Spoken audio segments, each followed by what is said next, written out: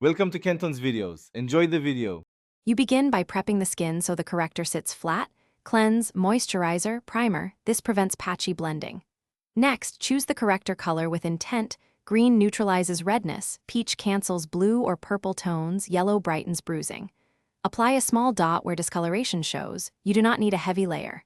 Use a precise brush or fingertip to place product. Once done, gently press to thin the edge. This helps avoid obvious seams under foundation. Now you blend and layer with purpose. Always tap to disperse pigment rather than rub, because rubbing moves product and exposes the discoloration again. Make sure to build in thin layers, corrector first, then a concealer that matches your skin tone for a natural finish. If an area still shows through, add another thin dot and retap. Between steps, set lightly with translucent powder to lock each layer. This prevents creasing and keeps the coverage stable all day. Finish by applying foundation in thin, controlled layers. Press it on rather than drag, because pressing preserves your color correction. Check your work in natural light to spot edges or uneven tone. Use a small concealer brush to refine borders.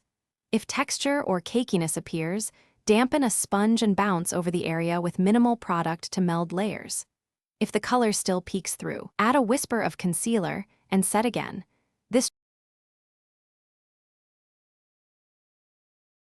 Thanks for watching. Consider subscribing if we helped you.